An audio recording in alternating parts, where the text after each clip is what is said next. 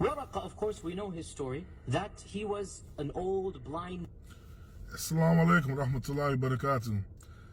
I wanted to talk today about the Montgomery Riverfront fight. I wanted to speak about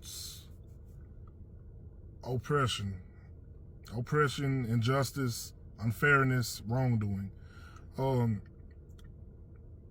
What Islam says about oppression. There is a certain Qudsi hadith, and the Qudsi hadith is a saying that the Prophet Muhammad, peace be upon him, attributes to God himself.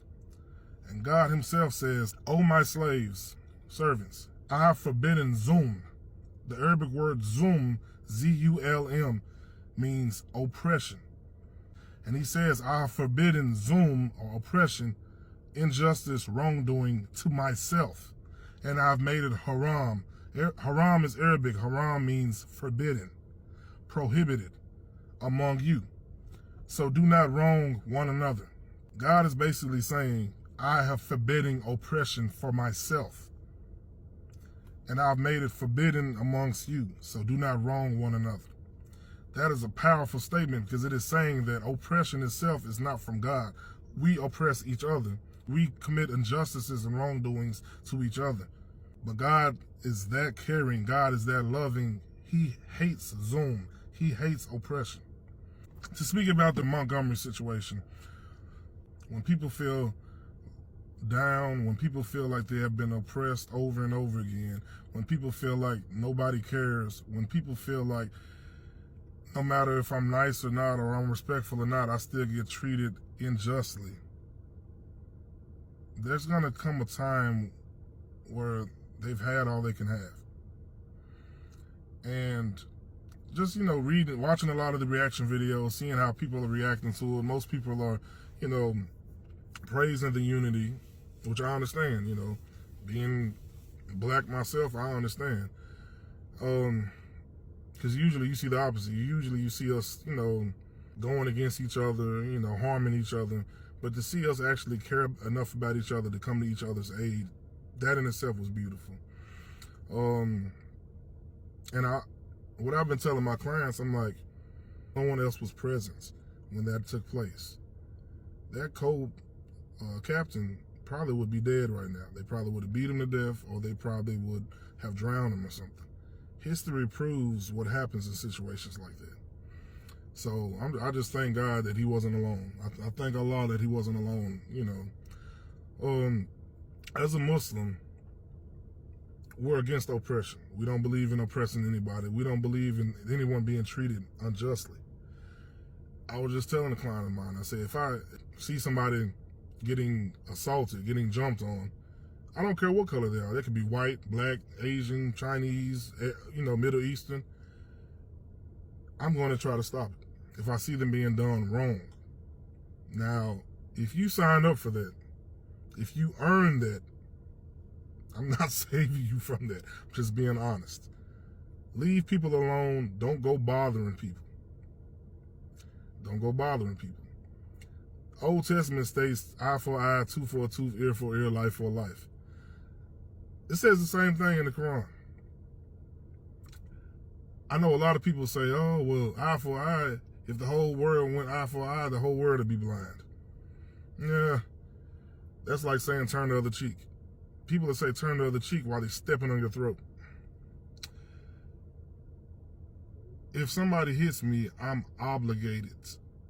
I'm religiously obligated to hit them back.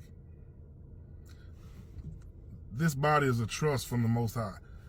Allah subhanahu wa ta'ala, God the most exalted, trusted me with this body. I don't own this body. I'm not going to let you harm the body that Allah gave me. I'm not going to do any harm to you. I'm not going to bother you, but you will not bother me.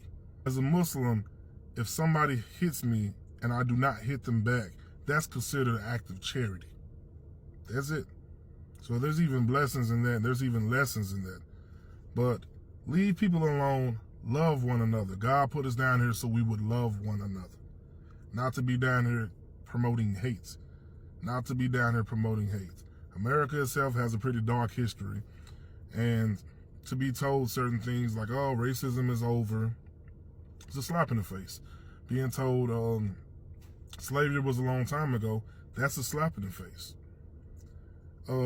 I debated on whether or not I was going to even make this video, because my channel is not really for that. I created my channel to educate people about Islam, but I felt obligated to speak on this. We're told that racism is over, but we're still the victims of racism. We still get treated with unjustly. We are still oppressed. Oh, slavery was over with. It ended a long time ago. Did it? Most of us can only go back. Most blacks can only go back a few generations, and it's sad.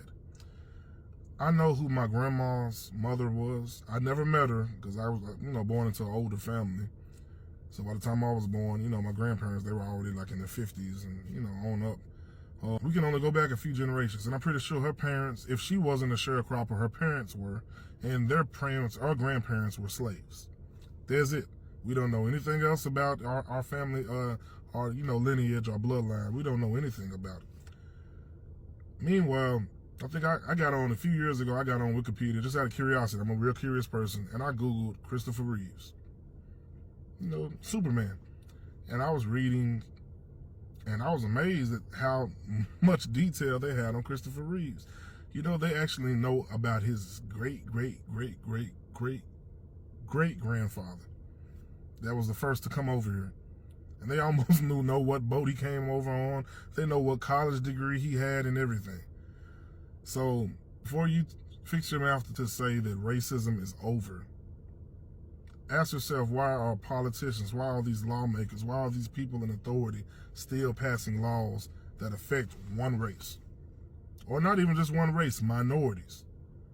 Because in America, if you're not white, then you're a minority. And you are treated with poorly.